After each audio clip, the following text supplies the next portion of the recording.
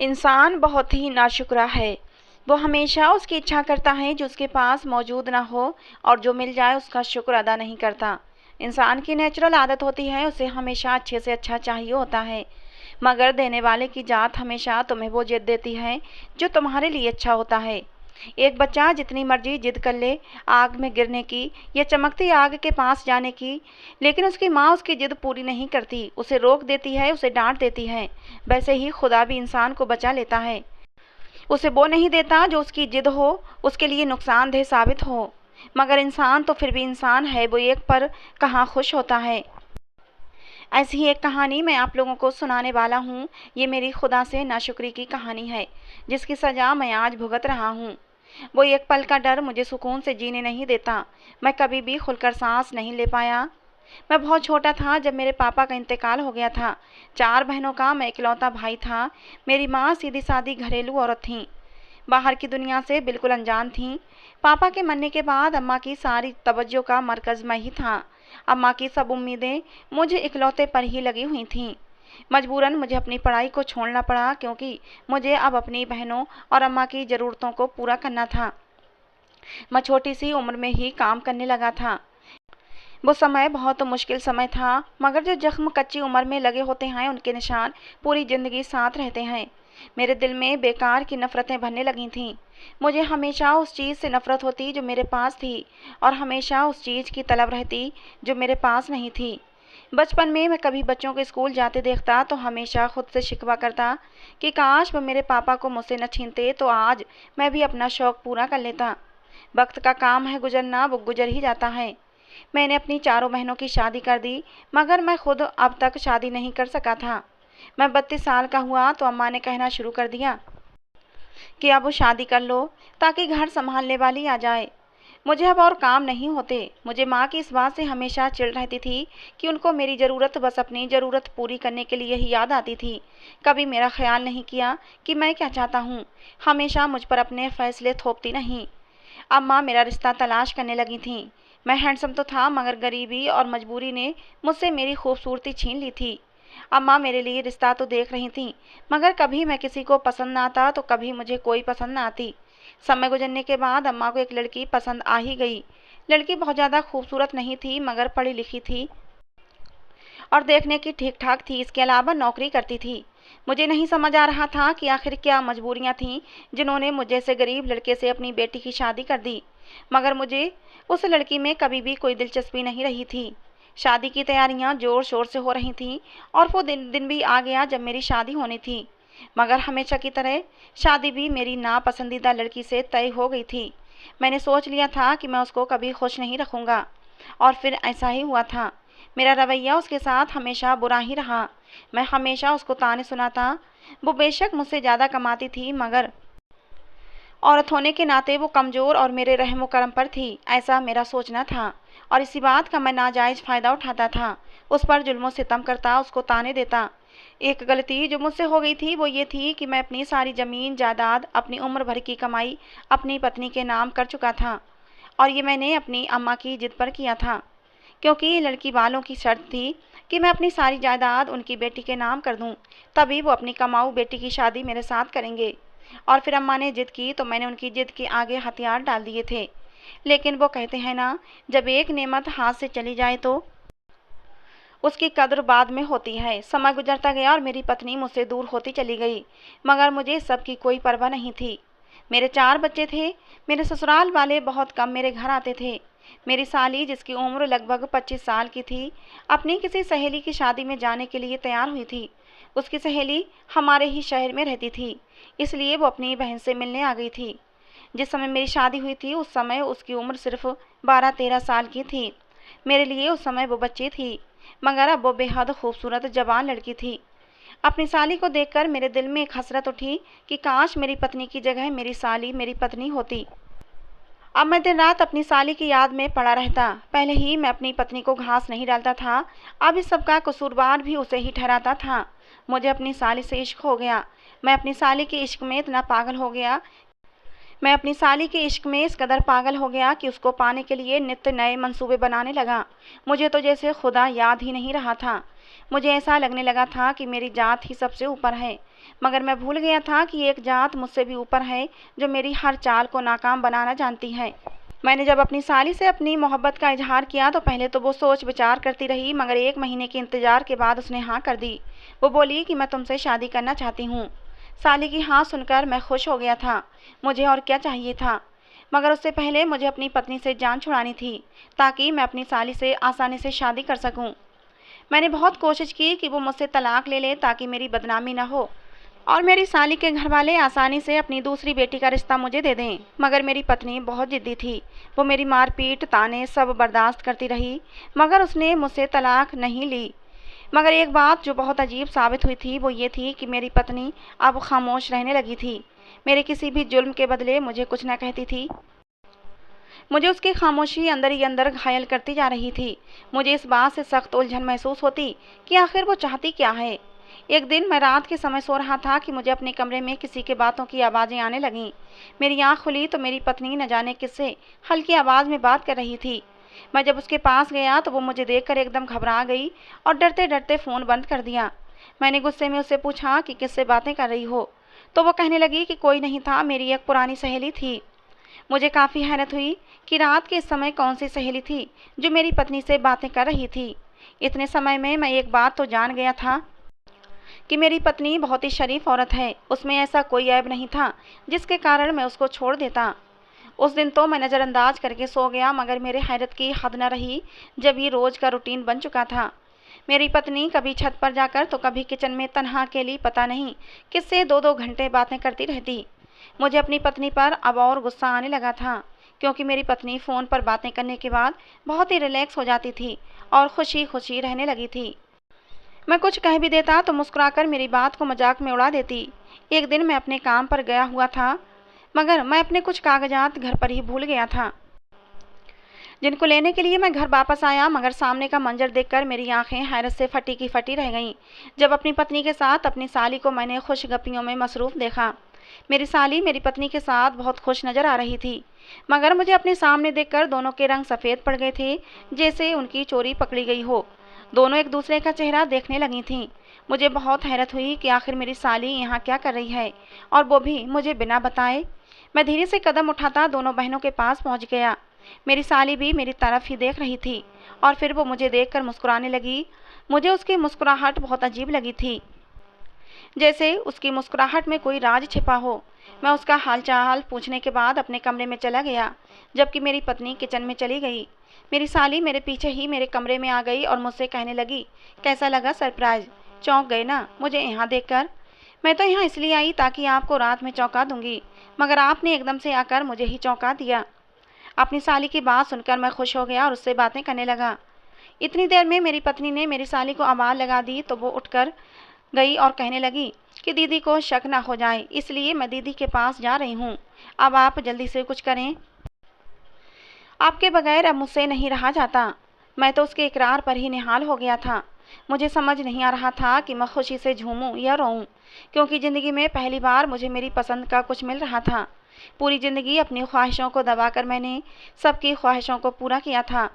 इस समय भी मेरे चारों बच्चे स्कूल गए हुए थे, तभी मैं और मेरी साली इतने सुकून से मुलाकात कर सकते थे। अब तो मेरा दिल भी 25 का हो चुका था। मैं भी जल्द से जल्द अपनी साली से शादी करना चाहता था। मेरी साली कमरे से गई तो मैं भी काम पर निकल गया। रास्ते में चलते हुए मुझे एक जगह नजर आई जहाँ कीड़े मकोड़े मारने की जहरीली दवा बिका करती थी। मेरे दिमाग में एकदम से एक तरकीब सूझी। जो बात मेरे दिमाग में चल रही थी वो सोचते हुए मेरी जान लबों पर आ गई थी। मेरा पूरा शरीर जलजलों की जद में था। मुझे पहले तो बहुत डर महसूस हुआ, मगर मैंने वो चूहे मारने वाली दवा खरीद ली और जब शाम को घर गया तो अपनी पत्नी को बच्चों के साथ हंसते हुए देखकर मेरे दिल में टीसें उठने लगीं। मेरी ज़िंदगी में आग लगाकर खुद कैसे हंस सकती थी। हैरानी की बात यह थी कि मेरी साली अब भी मेरे घर पर ही मौजूद थी। मैंने अपनी साली को इशारे से अपने कमरे में बुलाया, जो मेरी पत्नी के साथ मिलकर बच्चों के साथ खुशगपियों में मसरूफ़ थी। मैं कमरे में गया, मगर मेरी साली अभी तक नहीं आई थी। आधे घंटे के इंतजार के बाद जब वो कमरे में आई तो वो मुझ पर गुस्सा होने लगी और बोली कि दीदी को शक हो जाएगा, मुझे ऐसे बार बार मत बुलाया करो। मैंने उसकी बात सुनी और उससे कहा कि मैंने तुम्हें एक ख़ास काम के लिए बुलाया है। मेरी साली हैरान नज़रों से मेरी तरफ देखने लगी और बोली कि जल्दी बताओ, कहीं दीदी ना आ जाएं। मैंने उसके सामने वो दवा रख दी। मेरे हाथ में जहरीली दवा देखकर मेरी साली की सांस अटक गई थी। वो आंखें फाड़े मेरी तरफ देखने लगी और मुझसे पूछा कि ये क्यों लाए हो। मैंने उसको साफ शब्दों में अपना सारा प्लान समझा दिया कि मैं अपनी पत्नी को रास्ते से हटा दूंगा और फिर हम दोनों शादी कर लेंगे। मेरी साली भी मेरी तरह डर गई थी, मगर जब मैंने उसको हौसला दिया, उसे समझाया कि यही एक रास्ता है जिससे हम एक हो सकते हैं, तो मेरी साली कुछ देर सोच विचार करती रही और फिर दिल में मचलता हुआ सवाल पूछने लगी कि अगर किसी को खबर हो गई तो क्या होगा। मैंने उसको समझाया कि ये दवा मैं उसको खाने में डाल दूंगा और लोगों को लगेगा कि उसको फूड पॉइजनिंग हो गई है, जिसकी वजह से उसकी मौत हुई है। किसी को खबर तक नहीं होगी। मेरी साली भी मेरे इस जुर्म में हिस्सेदार बन गई। जब इंसान गुनाह करता है तो वो सब भूल जाता है कि हम सब पर नज़र रखने वाला एक खुदा भी है। अभी हम बात कर ही रहे थे जब कमरे के बाहर किसी के चलने की आवाज़ आई। मुझे एकदम से घबराहट होने लगी। तभी मैं जल्दी से निकलकर बाहर गया, मगर कमरे के बाहर कोई भी मौजूद नहीं था। मैं नज़रअंदाज करता वापस कमरे में आया और अपनी साली को रात के लिए तैयार करने लगा। उसे अपनी तरकीब समझाने लगा। जब सब सो गए तब मैं अपनी पत्नी और अपनी साली के पास गया और उनसे कहा कि चलो बाहर जाकर कुछ खाते हैं। मेरी पत्नी तो थकावट का कहकर टाल गई, मगर मेरी साली की जिद पर वो मान गई थी। मेरी तो खुशी की कोई इंतहा न रही थी। मैं अपनी पत्नी और साली को आइसक्रीम खिलाने ले गया। उनको गाड़ी में बैठने का बोलकर मैं आइसक्रीम लेने गया और वापसी पर अपनी पत्नी की आइसक्रीम में वो दवा मिला दी। पत्नी ने जैसे ही वो आइसक्रीम खाना शुरू की तो मैंने जल्दी से गाड़ी घर के रास्ते पर डाल दी। मेरी पत्नी आइसक्रीम को मज़े ले लेकर खा रही थी, मगर जब हम घर पर पहुंचे तब तक मेरी पत्नी बेहोश पड़ी थी। मैंने जैसे ही उसको बाहर निकालना चाहा, मेरे हाथ पांव फूल गए क्योंकि मेरी पत्नी का शरीर ठंडा हो चुका था। जब मुझे लगा कि मेरा प्लान कामयाब हो गया है तो फिर मैं चीख मार मार कर रोने लगा, जिससे कि किसी को मुझ पर शक ना हो। मेरे बच्चे और मेरी माँ भी मेरी पत्नी के मरने पर रो रहे थे और मेरी साली भी अपनी बहन के मरने पर मगरमच्छ के आंसू बहा रही थी। जब मेरी पत्नी को नहलाकर कफन पहनाने की बारी आई तो मेरी साली ने कहा कि मैं अकेली ही अपनी बहन को नहलाऊंगी और उसे कफन पहनाऊंगी। उसकी हरकत पर सब लोग उसे अजीब नज़रों से देखने लगे। जब मैंने अपनी साली से पूछा कि तुम ऐसा क्यों कर रही हो, तो मेरी साली ने मुझे समझाया कि मैं ऐसा इसलिए कर रही हूँ क्योंकि दीदी का नीला पड़ता शरीर किसी को दिखना नहीं चाहिए, वरना लोगों को शक हो जाएगा। जब मेरी पत्नी को दफनाने के लिए लेकर चले तो मुझे हैरत का एक और झटका लगा कि सब लोगों ने मुझे मेरी पत्नी के साथ में जाने से मना कर दिया। कहने लगे, तुम यहीं रुको, तुम अपनी पत्नी को दफनाने के लिए नहीं जा सकते। जब मैंने वजह पूछी तो सब लोगों ने मुझे समझा दिया कि तुम बहुत ही कमज़ोर दिल के हो, उसे कब्र में उतरता नहीं देख सकते। मेरी तो जैसे 10 की 10 उंगलियां घी में थीं। किसी को मुझ पर जरा भी शक नहीं हुआ था। अब तो मैंने सोच लिया था कि पत्नी का 40वां होते ही अम्मा से कहकर साली से शादी कर लूँगा, मगर जो फैसला कुदरत हमारे लिए तय करती है वो बिल्कुल अलग होते हैं। हम तो आने वाले वक्त के लिए पहले से ही बहुत कुछ सोच लेते हैं, मगर अंदर ही अंदर से मैं बहुत खुश भी था और खुशगवार भी महसूस कर रहा था। लेकिन बच्चों को रोता देखता तो दिल में एक टीस उठती थी, मगर मैं फिर भी उसे नज़रअंदाज कर गया। रिश्तेदार मुझे अफसोस करते और कहते कि बच्चों के लिए तुम्हें परेशानी उठानी पड़ेगी, घर संभालोगे या बाहर के काम करोगे, तो मैं उनके सामने और भी अफसरदा सा होकर बैठ जाता। लोग मुझे तरस भरी नज़रों से देख रहे थे और मैं भी मजलूम बन रहा था। 3 दिन के शोक के बाद सब अपने घरों को चले गए थे। तब मेरे दिमाग में जो बात आई उसे सोचकर मुझे खुद पर गुस्सा आने लगा। मुझे तीसरे दिन याद आ रहा था कि मैंने तो अपनी सारी जायदाद अपनी पत्नी के नाम कर रखी है और मरने के बाद कानूनन सारी जायदाद बच्चों को मिल जाएगी। बच्चे भी मेरे थे, मुझे कोई परेशानी तो नहीं थी, मगर फिर भी अगर फ्यूचर में मेरे बच्चों को इस बात की जानकारी हो जाती कि उनकी माँ को उनसे छीनने वाला कोई और नहीं बल्कि मैं था, तो यकीनन वो मुझे धक्के देकर घर से निकाल देते। अब मेरे सिर पर एक नई परेशानी आकर खड़ी हो गई थी। अब तो मेरी समझ से बाहर था कि मैं क्या करूं। 3 दिन गुजर चुके थे, अब मुझे जल्द से जल्द कुछ करना था। सारी रात मेरी आंखों में ही कटी थी। मेरी साली घर पर ही रह रही थी, मगर मुझे उसे ये बात बताना मुनासिब न लगी और सारा दिन सोचने के बाद मैं एक नतीजे पर पहुंचा और फिर आधी रात को चुपके से पेपर्स पर पत्नी के अंगूठे का निशान लेने कब्रिस्तान गया। मैंने खुद को एक बड़ी सी चादर में लिपेटा हुआ था ताकि मुझे कोई पहचान न सके। मेरी खुशकिस्मती कि उस समय कब्रिस्तान में कोई नहीं था, वरना किसी को मुझ पर शक हो जाता। मैं जल्द से जल्द अपना काम ख़त्म करना चाहता था। जैसे ही कब्र खोद कर पत्नी का हाथ पकड़ा तो पाँव के नीचे से ज़मीन निकल गई, क्योंकि वो मेरी पत्नी का हाथ नहीं था। वो हाथ तो बहुत ही खौफनाक था। मैंने जैसे ही कफन हटाया तो मेरे रोंगटे खड़े हो गए, क्योंकि वहाँ बस एक ढांचा था, इसके अलावा कुछ भी नहीं था। मैं डर के मारे थर थर काँप रहा था। मैंने जल्दी से कब्र को बंद कर दिया। मेरा पूरा शरीर पसीने में भीग चुका था। मेरे तो होश ही उड़ गए थे। मैंने ऐसा मंजर पहली बार अपने सामने देखा था। मेरा पूरा चेहरा पसीने से भीगा हुआ था। मैं उन्हीं कदमों घर वापस कब्रिस्तान से निकल आया। मेरे हाथ से जायदाद के पेपर गिर गए थे, मगर मुझे कुछ होश नहीं था। मैं जल्दी से घर पहुंचा तो मेरी साली न जाने किससे फ़ोन पर बात कर रही थी। अचानक फ़ोन बंद करके वो मेरी तरफ देखने लगी। वो काफ़ी घबराई हुई लग रही थी। मैं उसके पास गया, उससे पूछा कि क्या हुआ है। तो वो कहने लगी कि कुछ नहीं, बस मुझे डर लग रहा था। ऐसा लगा जैसे दीदी की आवाज़ आई हो। आप नहीं थे घर पर तो मैंने पापा को फ़ोन कर लिया। मैं उसकी कैफियत समझते हुए अपने कमरे में चला गया, मगर मैं गहरी सोच में गुम था। आखिर वो हाथ किसका था, क्योंकि वो हाथ तो मेरी पत्नी का बिल्कुल नहीं था। मैं डर की वजह से इस कदर घबराया हुआ था कि मुझे इस बात का अंदाज़ा ही नहीं था कि जायदाद के कागजात कहाँ गिरा आया हूँ। मैं अगली सुबह जल्दी से उठा कब्रिस्तान के रास्ते पर निकल गया। मुझे बहुत हैरानी हुई, क्योंकि मेरी पत्नी की कब्र पर कोई आदमी खड़ा हुआ था, जिसने अपने चारों तरफ चादर लपेटी हुई थी। मुझे हैरत का झटका लगा कि मेरी पत्नी की कब्र पर कौन हो सकता है। अभी मैं आगे बढ़ता कि मेरे पास से एक औरत गुजरी जो बिल्कुल मेरी पत्नी जैसी थी। मैं उसे देखकर अपनी जगह पर जम गया था। मैं अब चौंक कर देखा तो फिर वहाँ कोई नहीं था। ये मुझे अपना वहम लगा। तभी मैंने नज़रअंदाज कर दिया, लेकिन मेरे पैरों तले से ज़मीन निकल गई जब मैंने अपने सामने अपनी पत्नी की कब्र पर 3-4 मर्दों को आते देखा। पता नहीं वो कौन मर्द थे। उनके चेहरे पर नकाब पड़े हुए थे। मैं उन्हीं कदमों घर वापस चला आया। मैं काफ़ी परेशान था। मेरी साली मेरे पास आई और मुझसे मेरा हाल हवाल पूछने लगी। मैंने उसको अपनी जायदाद के कागजात से लेकर अपनी पत्नी की कब्र पर मर्दों के आने तक की सारी बातें बता दीं। पहले तो वो हैरान हुई, मगर फिर तंजिया लहजे में कहने लगी, मैंने दीदी के होते हुए कुछ नहीं बताया था, मगर हकीकत तो ये है कि दीदी न जाने कितने लड़कों से दोस्तियाँ रखती थीं। उनके तो न जाने कितने आशिक थे। मैं अपनी साली को हैरत से देखने लगा। जो भी था, मगर वो अपनी सगी बहन के बारे में ऐसी कैसे बातें कर सकती थी, जबकि मैं जानता था कि ऐसा कुछ नहीं है। मेरी पत्नी बहुत ही शरीफ औरत थी। मुझे उस पल अपनी साली से पता नहीं क्यों नफरत महसूस हुई। इंसान खुद जितनी मर्जी गलतियां कर ले और पाप कर ले, मगर दूसरों की गलतियों पर जल्दी ही बदगुमान हो जाता है। मेरे साथ भी कुछ ऐसा ही हुआ था। खुद इतना बड़ा गुनाह करने के बाद भी मुझे बस अपनी साली अब गलत नज़र आने लगी थी। मैं 4 दिन में ही पागल सा होकर रह गया था।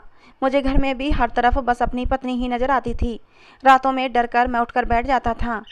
एक दिन मेरी बेटी मेरे पास आई और कहने लगी, पापा अम्मा कहाँ चली गई हैं? मुझे उनकी बहुत याद आती है। खाला ठीक से तो नाश्ता भी नहीं कराती और मुझसे घर के सारे काम करवाती हैं। अपनी बेटी के मुंह से ये बात सुनकर मेरे माथे पर बल पड़ना शुरू हो गए थे। मैंने अपनी साली को आवाज़ दी। जैसे ही वो कमरे में आई, मैंने उसको गुस्से से पूछना शुरू कर दिया कि तुम मेरे बच्चों पर जुल्म क्यों करती हो? तो वो कहने लगी, क्योंकि जहाँ तुम्हारी पत्नी मुझे बर्दाश्त नहीं करती थी, वहाँ ये भी मुझे बर्दाश्त नहीं है। मैं तो अपनी साली की बात पर हैरान रह गया था। जिससे मैं मोहब्बत करता था, मैंने जिसको पाने के लिए अपनी पत्नी को रास्ते से हटा दिया था, वो लड़की घर में मेरे बच्चों को भी बर्दाश्त नहीं कर रही थी। मेरी आंखों के सामने एकदम मेरी पत्नी का चेहरा घूम गया, जब मेरी पत्नी बच्चों की खातिर रात रात भर जागती रहती थी और सुबह उठते ही मेरे सारे काम करती थी। मेरी साली कहने लगी, अब तुम कब मेरे पापा से मेरा हाथ मांगोगे? मैंने बनावटी सी मुस्कुराहट के साथ कहा, बहुत जल्द। लेकिन मैं दिल से मुस्कुरा ना सका था। मुझे खुद पर हैरत थी कि मैं तो अपनी साली से मोहब्बत का दावा करता था, मगर अब मुझे क्या हो गया था। धीरे धीरे समय गुजरता गया और घर का माहौल ख़राब होता चला जा रहा था। मुझे हर जगह मेरी पत्नी नज़र आना शुरू हो गई थी। मुझे बहुत अजीब लगता था। अब तो हर समय मेरे सर में दर्द रहने लगा था। मुझे ऐसा महसूस होता है जैसे मेरी पत्नी मेरे आसपास घूम रही है। उस पर मेरी साली का बदलता रवैया मेरी समझ से बाहर था। एक दिन मैं रात के समय घर आया तो पानी पीने के लिए सीधा किचन में जाने लगा, मगर रास्ते में मेरी साली के कमरे से बातों की आवाज़ें आ रही थीं, जैसे वो किसी से बातें कर रही हो। मैं जैसे ही कमरे का दरवाज़ा खोल कर अंदर गया तो वो अकेली ही खुद से बातें कर रही थी। मुझे उसकी दिमागी हालत पर शक हुआ। मैंने अपनी साली से पूछा कि तुम किससे बातें कर रही हो, तो वो कहने लगी कि मैं किससे बातें करूँगी, मैं तो यहाँ अकेली हूँ, मैं किससे बातें करती। इतना कहती वो कमरे से बाहर चली गई। मुझे कमरे में अजीब सी हलचल महसूस हो रही थी, मगर मैंने नज़रअंदाज किया और बाहर चला आया। किचन से पानी पिया तो ऐसा महसूस हुआ जैसे किचन के दरवाजे पर कोई खड़ा है। मैंने जैसे ही मुड़कर देखा, मुझे वहाँ एक साया सा महसूस हुआ। मैं जल्दी से किचन के दरवाजे पर गया, मगर वहाँ कोई नहीं था। मुझे बहुत खौफ महसूस होने लगा, तो मैं सीधा अपनी माँ के कमरे में चला गया। मैं उनकी गोद में सर रखकर लेट कर रोने लगा। मेरी माँ मुझे देखकर परेशान हो गई और कहने लगी, क्या हुआ, रो क्यों रहे हो। उनकी परेशानी देखकर मैं अम्मा को तसल्ली देने लगा और झूठ बोल दिया कि मुझे अपनी पत्नी याद आ रही थी, जबकि सच तो ये था कि मुझे बहुत ज़्यादा डर महसूस हो रहा था। मेरी पत्नी का 40वां हुआ तो रिश्तेदारों ने रट लगा दी कि दूसरी शादी कर लो। दूसरी शादी तो मैं भी करना चाहता था, मगर मैं बहाने से पहले टालता रहा कि सब ये ना समझने लगें कि मैं शादी की जल्दी में हूँ। मगर 2 महीने के बाद जब मेरी अम्मा मुझे कहने लगीं कि अब शादी कर लो, बच्चों को संभालना मेरे बस का काम नहीं, तब मैं उनके सामने मजलूम बन गया और बोला कि बच्चों के लिए सौतेली माँ लाने से दिल डरता है। तो अम्मा कहने लगीं कि फिर क्या किया जाए, शादी नहीं करोगे तो कैसे चलेगा। मैं दिल ही दिल में खुश भी था कि अम्मा से मजलूम शक्ल बनाकर कहने लगा कि अम्मा, काश ऐसा हो जाए जो बच्चों की माँ जैसी ही कोई मिल जाए। अम्मा भी सोचने लगीं। मैंने अम्मा से कहा कि मुझे किसी गैर लड़की पर भरोसा नहीं, आप मेरी साली के लिए शादी की बात करें। तो अम्मा हैरानगी से मुझे देखने लगीं। मैंने अम्मा से कहा कि अम्मा, एक बही है जो बच्चों का अच्छे से ख्याल रख सकती है। मेरी माँ पहले तो सोचती रहीं, फिर बोलीं कि पता नहीं वो बच्ची मानती भी है या नहीं, तो उससे उम्र में बहुत बड़ा है। मैंने अपनी माँ से कहा कि माँ, वो मान जाएगी, क्योंकि उसमें मैंने अपनी पत्नी की झलक देखी है। वो बच्चों से बहुत प्यार करती है, वो इस घर को आबाद कर देगी। मेरी माँ मेरी जिद पर मान गई और अगले ही दिन साली का रिश्ता लेकर उसके घर चली गईं। अब मुझे अम्मा का बेसब्री से इंतजार था। वैसे भी जब से साली मेरी पत्नी का 40वां करके अपने घर गई थी, मुझे उसकी बहुत याद सताने लगी थी। मैंने अम्मा को तो राजी करके अपनी साली के घर तो भेज दिया था, लेकिन एक नई फिक्र ने मुझे आन घेरा कि क्या मेरे ससुर मान जाएंगे। मगर मुझे ज़्यादा इंतजार नहीं करना पड़ा। अम्मा जल्दी ही घर लौट आईं, मगर वो बहुत चुप चुप सी थीं और मुझे अजीब सी नज़रों से घूर रही थीं। मुझे शक हुआ तो मैंने अम्मा से पूछा कि सब ठीक तो है, आप इतना चुप क्यों हैं। अम्मा ने कहा, नहीं ऐसी बात नहीं है, मैं उदास रही हूँ, बल्कि खुश हूँ कि बच्चों को उनकी माँ मिल जाएगी फिर से। मैं अम्मा की बात पर खुश हो गया। शादी की तैयारियाँ ज़ोर शोर से होने लगीं। मैं खुशी खुशी हर काम में हिस्सा ले रहा था। मगर उस दिन के बाद से अम्मा का रवैया काफ़ी बदला बदला सा था, मगर मैं जैसे हर चीज़ को भुला बैठा था। और फिर वो दिन भी आ गया जब हमारी शादी होने वाली थी। मेरी बेसब्री उरूज पर थी। आखिर को मेरी पसंद मुझे मिलने जा रही थी। शादी से कुछ देर पहले एक औरत जिसने घूंघट निकाला हुआ था मेरे पास आई और एक कमरे की तरफ इशारा करने लगी। वो मेरे हाथ में एक पर्चा पकड़ाकर जल्दी से चली गई। मैंने पर्ची खोली, उसमें लिखा था कि मैं तुम्हारा उस कमरे में इंतजार कर रही हूँ। मैं शादी से पहले तुमसे कुछ बात करना चाहती हूँ, जल्दी आओ, इससे पहले कि शादी के लिए बुलावा आ जाए। पहले तो मुझे हैरानी हुई कि इतना तो मैं समझ गया था कि ये मेरी होने वाली पत्नी है, मगर ऐसी क्या बात थी जो शादी के बाद नहीं हो सकती थी। मगर मैं सर झटक कर उससे मिलने चला गया। कमरे का दरवाज़ा खोलते ही मेरे सामने उर्वशी जोड़े में एक औरत खड़ी थी। उसने अपने चेहरे पर घूंघट डाल रखा था। मैं मुस्कुराकर उसके पास गया, अपनी होने वाली पत्नी से बोला कि क्या हुआ, अब क्या मेरा इंतजार भी नहीं कर सकती थीं। वो ना में सिर हिलाने लगी। मुझे हैरत हुई कि मेरी साली कुछ बोल क्यों नहीं रही। मैंने उससे कहा, अच्छा चलो जल्दी से बताओ क्या कहना था। तब वो एकदम से मेरी तरफ मुड़ी थी, मगर सामने खड़ी लड़की को देखकर मुझे लगा कि मैं दूसरा सांस नहीं ले पाऊंगा, क्योंकि वो कोई और नहीं बल्कि मेरी पत्नी थी। मैं आंखें फाड़े अपनी पत्नी को देख रहा था। मुझे अपनी आंखों पर विश्वास नहीं हो रहा था। मेरी पत्नी कहने लगी, क्या हुआ, क्या बहुत तेज झटका लगा, क्या सोच रहे हो, यही ना कि तुमने तो मुझे मार दिया था, फिर मैं यहाँ कैसे आई। अपनी पत्नी की बात सुनकर मैं बौखला गया और कहने लगा कि तुम तो मर चुकी हो, ये तुम नहीं हो, ये मेरा वहम है। तुम बार बार मुझे तंग करने क्यों आ जाती हो, मेरा पीछा छोड़ दो। मेरी पत्नी कहने लगी, ठीक है, मैं तुम्हारा पीछा छोड़ दूंगी, बस मुझे इतना बता दो कि तुमने मुझे क्यों मारा। मैंने लंबा सांस लिया, मेरा दिल बहुत ज़ोर से धड़कने लगा था। मैंने उसको इतना कहा कि बचपन से लेकर अब तक मेरी पसंद से कुछ नहीं हुआ था, मुझे अपनी हर ख्वाहिश माननी पड़ी थी। उस पर तुम्हारा वजूद मेरे लिए एक नापसंदीदा वजूद था। मेरे सर पर जिसे ज़बरदस्ती बांध दिया गया था। मैं तुमसे हमेशा से नफ़रत करता था। मेरे दिल में तुम्हारे लिए कोई जगह नहीं बन सकी थी, मगर अब मैं तुम्हारे साथ और ज़्यादा नहीं रह सकता था। मैंने तुम पर बहुत जुल्म किया ताकि तुम मेरी ज़िंदगी से खुद चली जाओ। मैं एक गलती कर बैठा था कि मैं अम्मा की जिद पर तमाम जायदाद तुम्हारे नाम कर चुका था। अगर तुम खुद तलाक ले लेती तो सारी जायदाद मेरे पास आ जाती, मगर न तुमने तलाक ली और न मेरी जायदाद मेरे पास वापस आई। इस पर मुझे तुम्हारी बहन से मोहब्बत हो गई क्योंकि वो बहुत ही सुंदर थी। मैंने उससे शादी करने का फ़ैसला किया। वो भी मुझसे मोहब्बत करती थी। तभी मैंने तुम्हें रास्ते से हटाने की साजिश की, जिसमें तुम्हारी बहन ने मेरा साथ दिया और फिर हम दोनों ने मिलकर तुम्हें रास्ते से हटा दिया।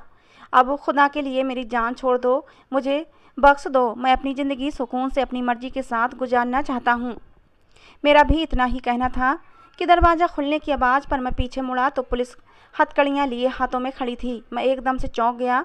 मैं जब वापस संभल कर देखने लगा तो मेरी पत्नी भी वहाँ पर खड़ी मुस्कुरा रही थी। पुलिस के पीछे से मेरी साली बाहर आई और कह कहा लगाकर हंसते हुए बोली कि तुम्हें क्या लगा था कि मैं अपनी सगी बहन को, जिसने मुझे माँ बनकर पाल पोस कर बड़ा किया, उसे मारकर तुम्हारे साथ शादी कर सकती हूँ? ऐसा कैसे मुमकिन था? जिस दिन तुमने ये साजिश शुरू की, जिस दिन तुमने मुझे शादी का पैगाम भेजा, उसी रोज़ मैंने दीदी को सब कुछ सच बता दिया था। मैंने उनसे कोई बात नहीं छिपाई थी। दीदी ने मुझे ये सब नाटक करने के लिए कहा था ताकि वो तुम्हारी असलियत जान सकें, मगर तुमने क्या किया? उन्हें मारने की कोशिश की। वो तो शुक्र था कि तुमने मुझे इस साजिश के बारे में पहले ही बता दिया था और मैंने दीदी को सावधान कर दिया। जिस समय तुम दीदी के लिए आइसक्रीम लेने गए थे, उसी समय मैं भी तुम्हारे पीछे दूसरी तरफ से आइसक्रीम ले आई थी और दीदी को उनका मनपसंद फ्लेवर दे दिया, ताकि जैसे ही तुम उनके लिए आइसक्रीम लो, वो आइसक्रीम बदल कर दीदी मेरी लाई हुई आइसक्रीम खाना शुरू कर दें, जिससे कि दीदी बच गईं, मगर तुम्हारी नज़रों से छिपी रहीं। बार बार तुम्हें डराने के लिए वो तुम्हारे सामने साया बनकर आती रहती थीं, मगर तुम तो ढीठ निकले। तुम्हें तो किसी चीज़ का असर ही नहीं हुआ। मैं अपनी साली की बात सुनकर हैरान रह गया। मैं तो खुद ही एक चाल चल रहा था, मगर इस बात से अनजान था कि मेरे साथ इतना बड़ा खेल खेला जा रहा था। मेरा पूरा शरीर जलजलों की जद में था। मैंने चेहरे पर आए पसीने को साफ किया और घबराई हुई नज़रों से पहले अपनी पत्नी, फिर पुलिस इंस्पेक्टर की तरफ देखा, जिसने आगे बढ़कर मुझे हथकड़ी लगाई और मुझे जेल ले गए। मेरी पत्नी ने मुझे घर आने से मना कर दिया था, मुझे घर से बेदखल कर दिया था। मुझे सिर्फ 1 साल की सज़ा हुई क्योंकि मेरी पत्नी जिंदा सही सलामत सबके सामने खड़ी थी, इसलिए मेरी सज़ा बच गई थी, नहीं तो मुझे उम्र कैद की सज़ा होनी थी। 1 साल की सज़ा काट कर जब मैं घर आया तो मेरी पत्नी ने मेरे लिए दरवाज़ा नहीं खोला था। उसने साफ कह दिया था कि अब तुम मेरे लिए मर गए हो, मैं तुम्हारी विधवा रहकर पूरी ज़िंदगी काट लूँगी। मैं जानता हूँ कि जो काम मैंने किया था उसकी कोई माफ़ी नहीं थी, लेकिन फिर भी मैं रोज़ अपनी पत्नी से माफ़ी मांगने अपने घर जाता हूँ और हर बार दरवाजे पर जाता हूँ, हर रोज़ मेरी पत्नी मुझे नाउम्मीद लौटा देती है। मेरी माँ, मेरी पत्नी और मेरे बच्चे अब उस घर में रह रहे हैं और मैं दर दर की ठोकरें खा रहा हूँ। मैं समझ चुका हूँ कि हीरे को ठुकराकर मैंने कोयले को पाने की कोशिश की थी और उस कोयले की स्याही मेरी किस्मत पर चढ़ चुकी थी। तो दोस्तों, आज की कहानी आपको कैसी लगी? दोस्तों, क्या मेरी पत्नी को मुझे माफ़ कर देना चाहिए? अपनी राय कमेंट बॉक्स में ज़रूर देना। कहानी पसंद आई हो तो प्लीज़ लाइक करना। ऐसी ही और कहानियाँ सुनने के लिए हमारे चैनल को सब्सक्राइब करना। कहानी को अंत तक सुनने के लिए आप लोगों का बहुत बहुत धन्यवाद दोस्तों। मिलते हैं अगली किसी नई कहानी में।